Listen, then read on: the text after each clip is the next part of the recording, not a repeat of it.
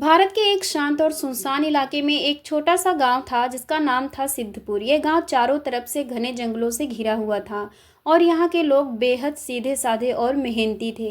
इस गांव के एक खास बात थी कि यहाँ हर रात एक अजीब सी घंटी बजती थी जिसका स्रोत आज तक कोई नहीं जान पाया था। गांव के बच्चे इस घंटी की आवाज़ से बेहद डरते थे और हर रात जब ये बजती वे अपने माता पिता के पास जाकर छुप जाते। गांव के बुजुर्ग कहते थे कि ये घंटी गांव की रक्षा करती है, लेकिन असलियत क्या थी ये कोई नहीं जानता था। एक दिन गांव के मुखिया राम प्रसाद ने तय किया कि वह इस रहस्यमयी घंटी की सच्चाई का पता लगाकर ही मानेगा। उसने अब गांव के सबसे बहादुर युवकों को इकट्ठा किया और जंगल की ओर चल पड़ा।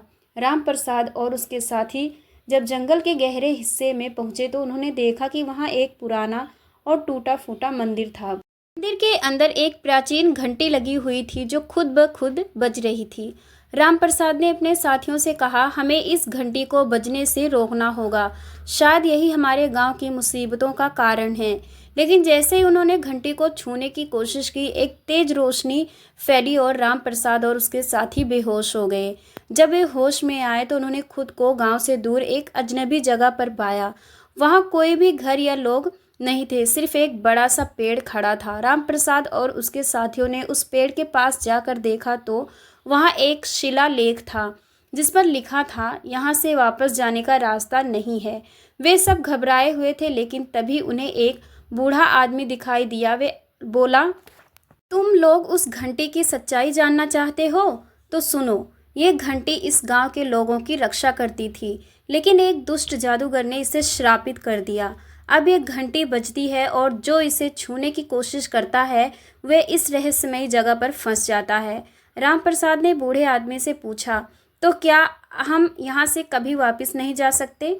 बूढ़ा आदमी मुस्कुराया और बोला, एक ही रास्ता है। अगर तुम लोग उस जादूगर को हरा दो और घंटी को मुक्त कर दो तो तुम लोग यहाँ से वापस जा सकते हो। राम प्रसाद और उसके साथियों ने साहस दिखाते हुए उस जादूगर को ढूंढने का फैसला किया। उन्होंने बूढ़े आदमी से जादूगर के ठिकाने का पता पूछा और उसकी ओर बढ़ चले। रास्ते में उन्हें कई अजीब और खौफनाक जीवों का सामना करना पड़ा, लेकिन उन्होंने हार नहीं मानी और आखिरकार उस जादूगर के किले तक पहुंच गए। वहाँ एक भयंकर लड़ाई छिड़ गई। जादूगर ने अपनी सारी ताकत और जादू का इस्तेमाल किया, लेकिन राम प्रसाद और उसके साथियों ने अपनी साहस और एकता से उसे हरा दिया। जैसे ही जादूगर मरा, घंटी का श्राप टूट गया और वे सब वापस अपने गांव आ गए। गांव के लोग राम प्रसाद और उसके साथियों का स्वागत करते हुए बोले, तुम लोगों ने हमें एक बड़े संकट से बचा लिया। अब यह घंटी हमारे लिए सिर्फ एक साधारण घंटी है। राम प्रसाद मुस्कुराया और बोला, ये सब हमारी एकता और साहस का परिणाम है। इस तरह सिद्धपुर गांव के एक बार फिर शांत और खुशहाल हो गया। गांव के लोग अब हर रात उस घंटी की आवाज़ सुनकर डरते नहीं थे, बल्कि उसे अपनी साहस और एकता की निशानी मानते थे। तो कैसे लगा आज की स्टोरी? आप लोगों को कमेंट बॉक्स में ज़रूर बताइएगा और इसी तरह की अच्छी और बढ़िया स्टोरी सुनने के लिए चैनल को सब्सक्राइब करके जाइएगा। तो मिलते हैं नेक्स्ट स्टोरी में।